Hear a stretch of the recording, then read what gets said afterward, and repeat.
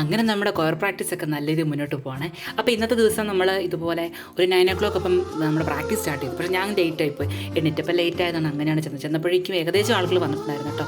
അങ്ങനെ നമ്മുടെ പ്രോഗ്രാമിന് ഇനി വളരെ കുറച്ച് ദിവസങ്ങളുടെ മാത്രമേ ഉള്ളൂ കേട്ടോ. അതായത് ഭഗവാൻ ബ്രഹ്മശ്രീ ശുഭാനന്ദ ഗുരുദേവ തിരുവടികളുടെ 144ാമത് ജന്മനക്ഷത്ര മഹാമഹത്തോടനുബന്ധിച്ചിട്ട് ശുഭാനന്ദം എന്ന നാമം നൽകിക്കൊണ്ടാണ് നമ്മുടെ ഈ കോറൽ പ്രോഗ്രാം അവിടെ പെർഫോം ചെയ്യുന്നത്. അപ്പോൾ ആ ഒരു സമയം, അതായത് ഭഗവാന്റെ ഒരുപാട് കീർത്തനങ്ങൾ വളരെ നല്ലൊരു രീതിയിലാണ് അവിടെ നിന്ന് പെർഫോം ചെയ്യാൻ പോകുന്നത് കേട്ടോ. അപ്പോൾ ഉറപ്പായിട്ടും എല്ലാവരും കണ്ടിരിക്കേണ്ട ഒന്നാണ്. അതായത് ആ ഒരു മ്യൂസിക്, ഈ ഒരു കീർത്തനത്തിന് സാറ് നൽകിയിട്ടുള്ള ആ ഒരു മ്യൂസിക് എന്ന് പറഞ്ഞാൽ ഭയങ്കര എഫക്റ്റീവാണ്. അതിൻ്റെ കൂടെ ഭഗവാന്റെ ഈ ഒരു വചനങ്ങൾ, ഈ കീർത്തനത്തിലെ ഓരോ കാര്യങ്ങളും നമ്മളെ അതുപോലെ ചിന്തിപ്പിക്കാൻ കഴിയുന്ന ഒന്നാണ് കേട്ടോ. അങ്ങനെ ഞങ്ങളുടെ ഈ ഒരു പ്രോഗ്രാം ലൈവായിട്ട് കാണാൻ ആഗ്രഹിക്കുന്ന എല്ലാവരും തന്നെ ഏപ്രിൽ 27-ന് മാവേലിക്കര പുതിയകാവിൽ അന്ന് വരിക. അന്നാണ് ഞങ്ങളുടെ ഈ പ്രോഗ്രാം ലൈവിൽ നിങ്ങൾ കാണാൻ പറ്റുന്നതാണ്. അങ്ങനെ നമ്മുടെ പ്രാക്ടീസ് മുന്നോട്ട് പോവുകയാണ്. അപ്പോൾ കഴിഞ്ഞ ദിവസങ്ങളൊക്കെ ചില ആളുകൾക്കൊന്നും വരാൻ പറ്റിയില്ലായിരുന്നു കേട്ടോ. അപ്പോൾ അവർക്ക് സാർ എക്സ്ട്രാ ക്ലാസ് വെച്ചിട്ടുണ്ടായിരുന്നു. അങ്ങനെ അവർ ഏകദേശം പഠിച്ചു വരുന്നു. അങ്ങനെ പിന്നെ നമുക്ക് ഉച്ചയ്ക്ക് ഫുഡ് ഉണ്ടായിരുന്നു. ഇന്നത്തെ ഫുഡ് ഭയങ്കര ടേസ്റ്റായിരുന്നു. അങ്ങനെ ഫുഡൊക്കെ കഴിക്കുന്ന ടൈം, അതിനുശേഷം കുറച്ച് ബ്രേക്ക് എടുത്തു. അങ്ങനെ പിന്നെ ആഫ്റ്റർനൂൺ നമ്മുടെ ക്ലാസ് സ്റ്റാർട്ട് ചെയ്തു കേട്ടോ. ഞാനിന്ന് പറഞ്ഞായിരുന്നല്ലോ, ഈ കോറൽ ഗ്രൂപ്പിലുള്ള എല്ലാവരും തന്നെ ഒരുപാട് ഏജ് ഡിഫറൻസ് ഉണ്ട്. കൊച്ചു കുട്ടികൾ മുതൽ നല്ല ഏജുള്ള ആളുകൾ വരെയുണ്ട്. പക്ഷേ എല്ലാവരും തന്നെ ഇതുപോലെ ഈ ഒരു പ്രോഗ്രാം മാക്സിമം നല്ല രീതിയിലാക്കാൻ വേണ്ടി ഒരുപാട് എഫേർട്ട് എടുക്കുന്നുണ്ടെന്നുള്ള വലിയൊരു കാര്യമാണ് കേട്ടോ.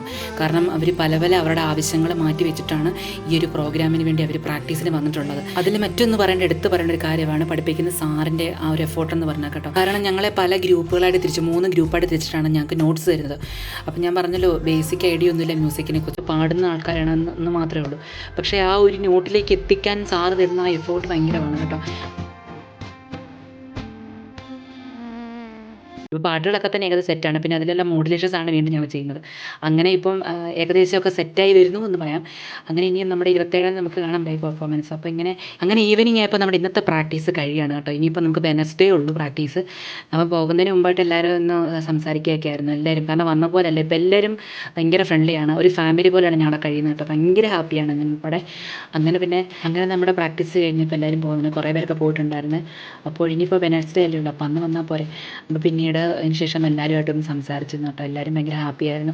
കാരണം ഈ ഒരു ഗ്രൂപ്പിൽ വരാൻ തന്നെ പറ്റിയത് ഭയങ്കര ഒരു ഭാഗ്യമായിരുന്നു. കാരണം ഓഡീഷനിൽ പങ്കെടുക്കുന്ന സമയത്ത് എനിക്കും ഒരു ടെൻഷനായിരുന്നു, എങ്ങനെ ആവുമെന്നറിയില്ല.